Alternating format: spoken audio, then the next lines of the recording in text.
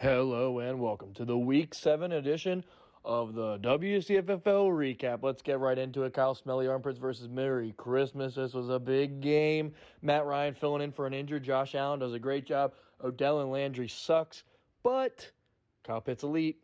Tyler Lockett coming along with Geno Smith. New England defense best in the league. On the other side, Knicks running backs suck. Devontae Adams amazing but hurt now. Robert Woods crapshoot every week. Booker had a good one. Baltimore defense, glad to take him over on my team. Yeah, Nick had a bad week, but I'm consistent 100-point guy, so you know what you get into. Marshall Street Minutemen versus the High Street Wolves. High Street Wolves needed a win, and they didn't get it. Miles Sanders, Antonio Gibson with the broken shin. Who knew? I did, except I didn't, but that sucks.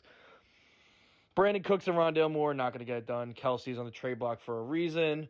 Tampa Bay defense finally coming up clutch.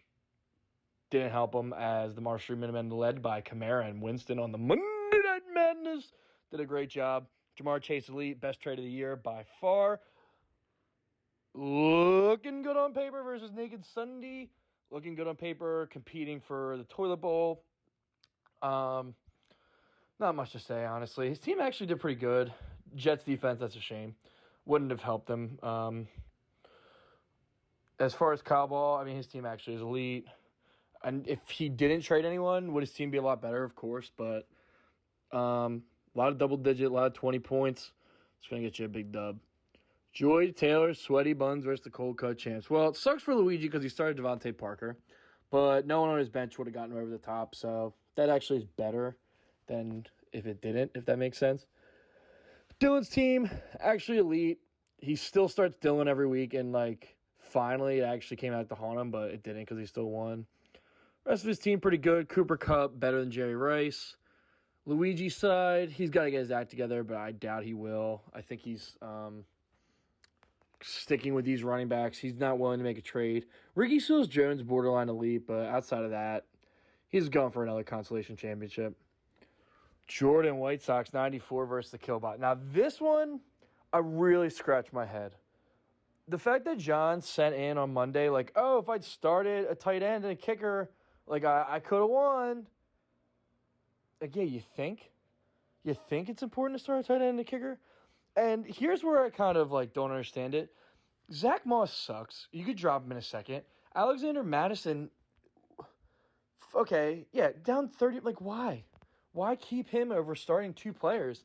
You're just going to punt away to me, John is literally just way too cocky, but, I mean, it's earned, not given, so that's fair, I guess, but come on, John.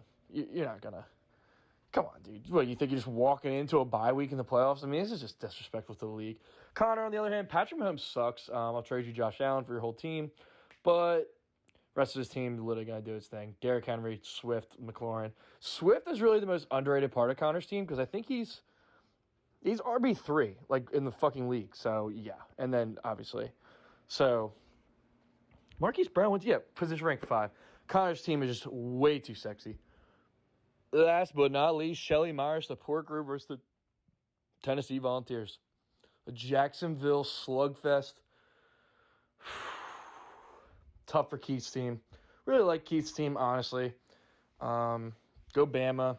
Amron St. Brown, the flex. Bless your heart. On Dean's side, his team's elite. I really think Dean's a good playoff team. I think he can go far. I like his build. Aaron Jones and Mixon, that's a solid foundation. Mike Evans. What's Mike Evans? Yeah, position rank 7 in the T. Higgins, honestly. Okay, never mind. But yeah. So it was a good week 7. Couple of trades.